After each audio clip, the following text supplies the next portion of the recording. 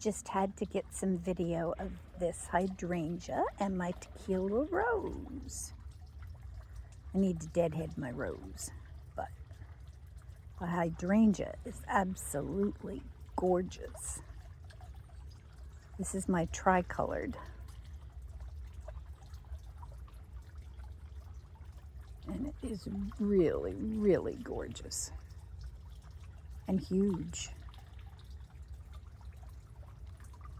Been in this particular spot for probably at least 12 or 13 years. And every year it does fantastically.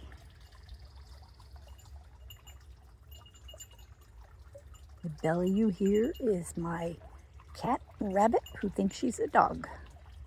And she's always by my side when I'm out here. Huh, you're always by Mommy's side.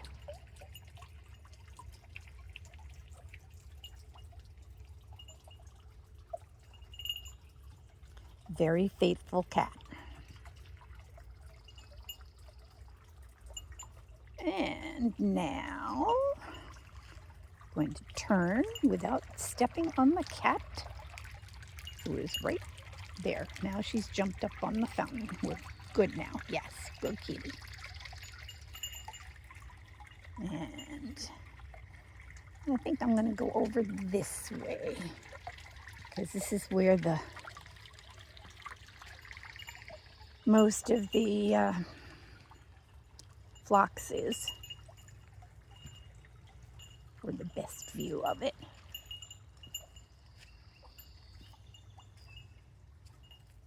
This is all my tall phlox.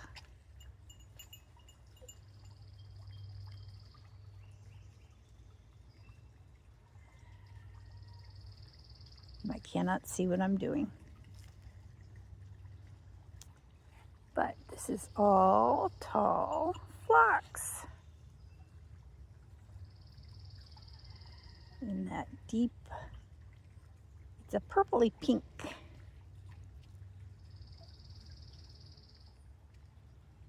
And I've got big hydrangea and some yellow potentilla. And over in the background, we have a Japanese pyrrhus and a blue lace hydrangea. And down here, well, here we've got another Japanese pyrrhus, which I keep lower. It's not the variegated one. And I like to have this lower shrubby. Another potentilla. And another beautiful hydrangea. Hydrangeas do so well here. Just beautiful.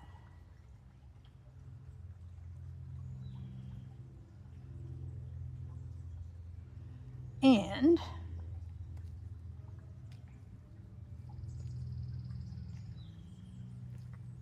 I'll take you down here, because this is something else that does beautifully here. Oh, and now I can see the sun is off my phone. This is the jasmine. Holy moly, do you smell? This is the white jasmine. And there is a yellow jasmine to the back. But the yellow is kind of pooping out. It comes out a couple of weeks before this white one.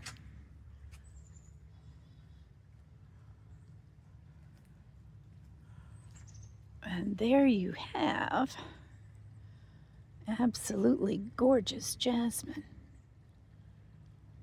And the smell is enough to knock you out.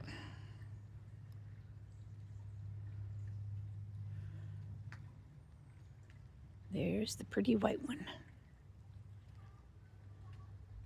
Go in close. Get your close up. Yes, get your close up. Aren't you beautiful? So full. So fragrant.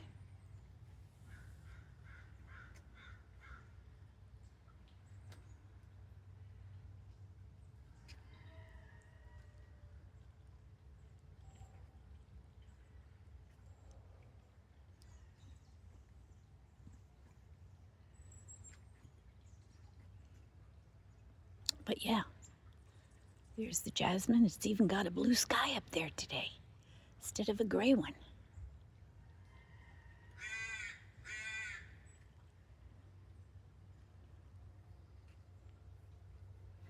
And I've got to figure out why my little fountain in the back isn't working. The chickadee's trying to get a bath out of the top, and he can't do it because the pump isn't going. So I may have to put a new pump in that one today. We'll see. But there's a bird bath on the hill, and the chickadee is trying in vain to get his bath. Oh, he just flew away. I was going to pan in on him. But as we walk through the jasmine, and this jasmine is going to get sheared back this fall. Walking through the spider webs. It's a spider type of year. But here's your yellow jasmine back here.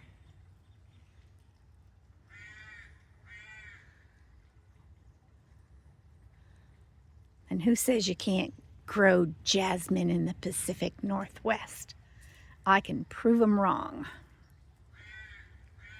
This just loves it here.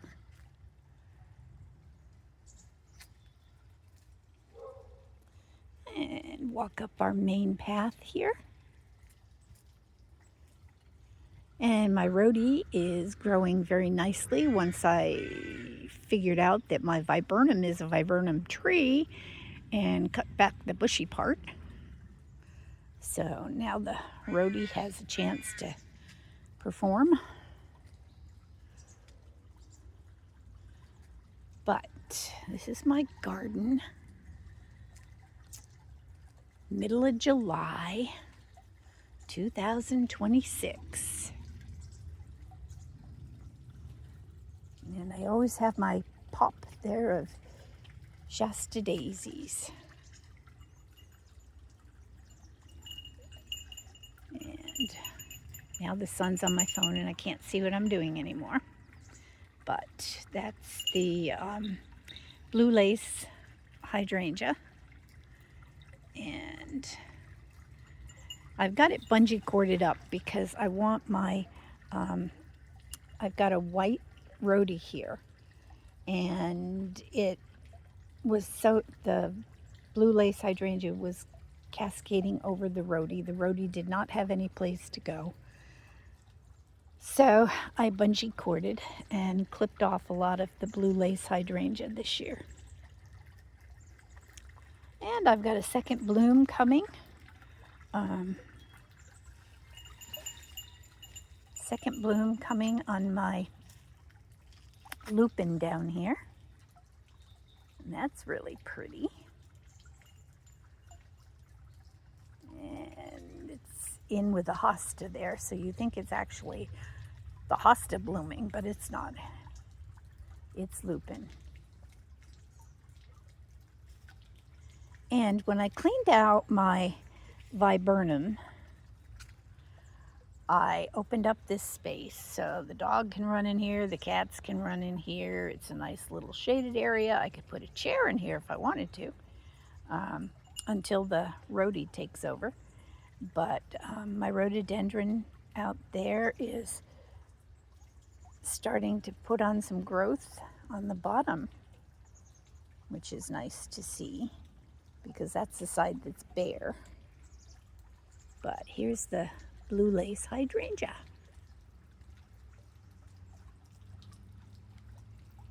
Now we'll pan out and walk a little bit more.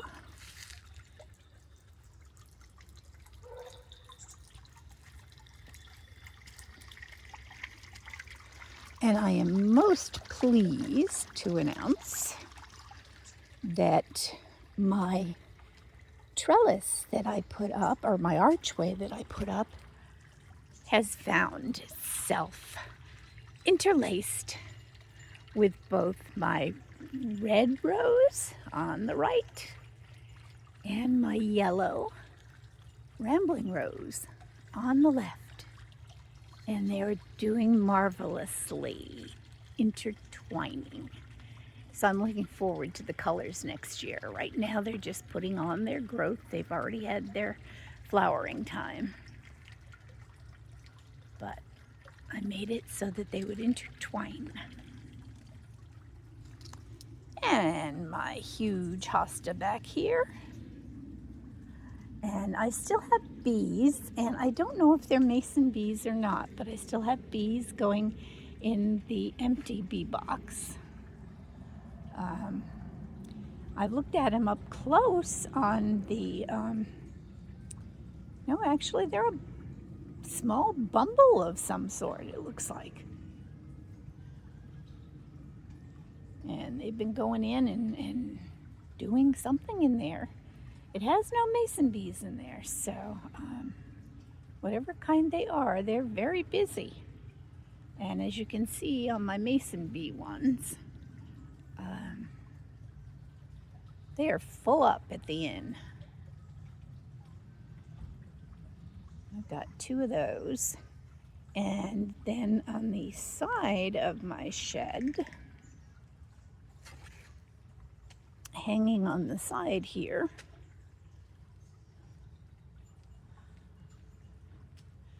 I have the tubes in the round containers, and those are pretty full.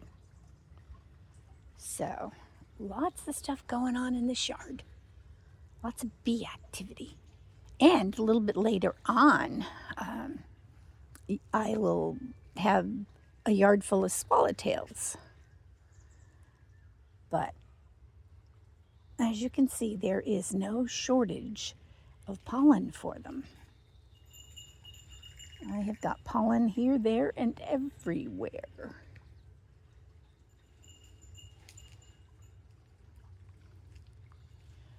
And down here we have the hollyhocks.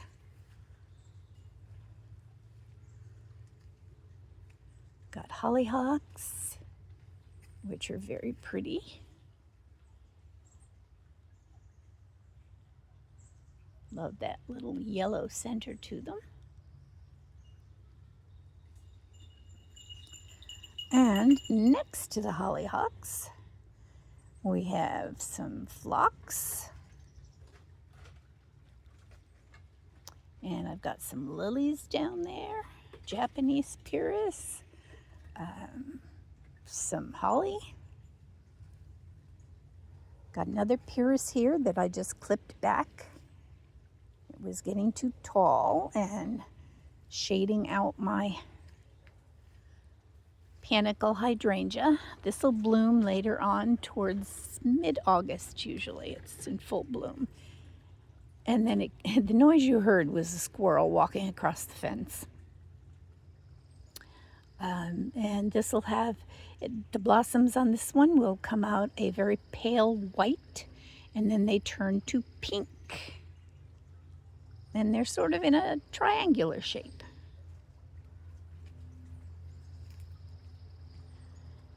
And we've got a lace red maple. And this guy hasn't flowered up yet. It might not this year because it's going through a growing spurt. Oh no, I see little flower things coming. This is a blue chiffon hibiscus tree. And this is once again a later bloomer, sometime in August. So this back corner will be busy in August because it'll have my panicle hydrangea, and it will have the blue chiffon hibiscus.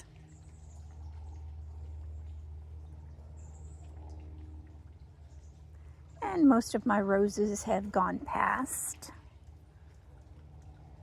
except for my everbloom ones, and they're budding up still. I should get out and deadhead them. I haven't been as good at deadheading this year as I usually am.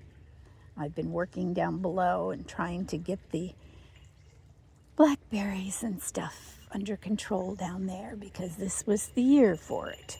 It's been terribly wet, and they have said, yes, let's go get her. So the deadheading on my roses has been lacking. And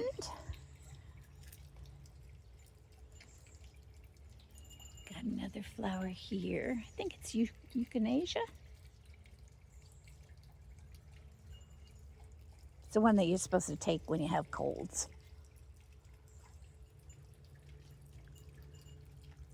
And then I'm hoping that my crocosomia will blossom up, and this will have tall red flowers on long stems.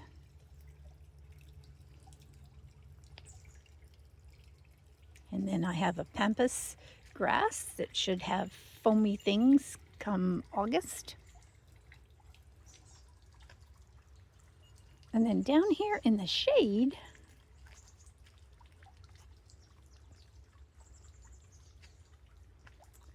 we have another hydrangea. This one is a deep, deep purple. Very, very deep purple. Let me see if I can step over my little border wall here without killing myself.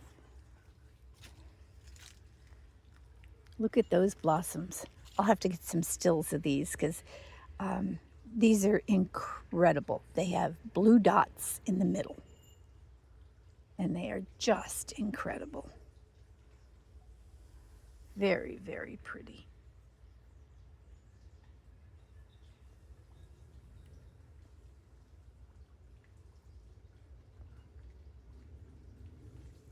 But they are a deep, deep purple, probably because they're in the shade.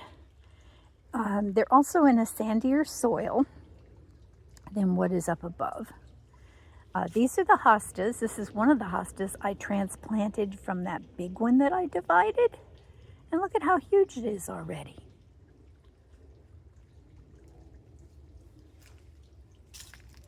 And I don't do anything special when I transplant something.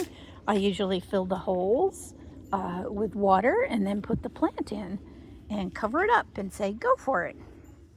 And that's the other one that I transplanted from that hosta divide. And I have yet one more. And the phlox down here blooms a little bit later.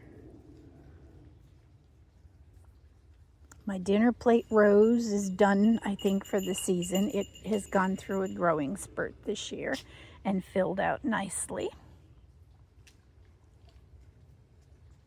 And then all along the fence line, I have my lilacs.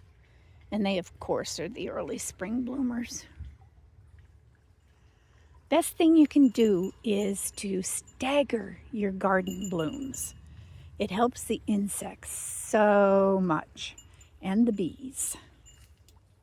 There's more phlox coming out here, and because it's in the shade, it'll come out a little bit later. And as I turn around to look back up the path, what you see is another hydrangea. That's the big one by the pond that I just showed you. But you can also see that it's blooming on the opposite side. And I've given up clearing my pathways this summer simply because we've been getting a lot of coronal mass ejections and high solar flares. And when that happens, we get the solar winds. And it's been nothing but a windy, windy summer. And this is the third hosta that I transplanted from that big divide. It doesn't take them long.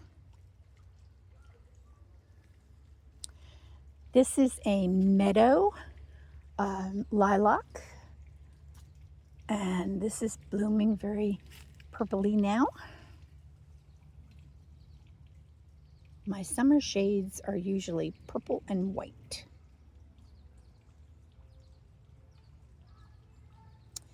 And in the next day or so, maybe 3-4 days, we will have beautiful pink blossoms going up here because This is my Japanese anemone. And it is all blossomed up. And they grow tall. This plant here is 5 feet tall. It's as tall as I am. Actually, taller than I am. I think it's about 1 or 2 inches taller. Because I'm looking up at it.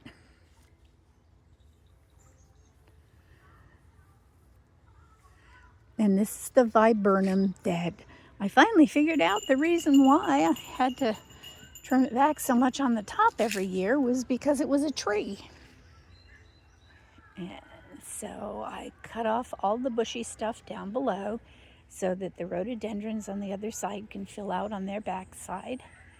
And now we have a gorgeous rhododendron, or viburnum, I'm sorry, viburnum tree.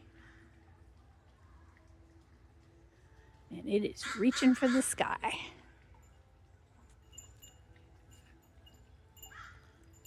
So I will say goodbye now from Lynn's garden in Port Orchard, Washington. I had to go for blood work this morning, and I just changed doctors, so it was important to get that new doctor the blood work. So I didn't get out soon enough to really do anything in my garden this morning. It gets too hot for me to work out here. So I will continue probably to work in the shade down below. But for now, I'm probably just going to go in and relax. Bye now.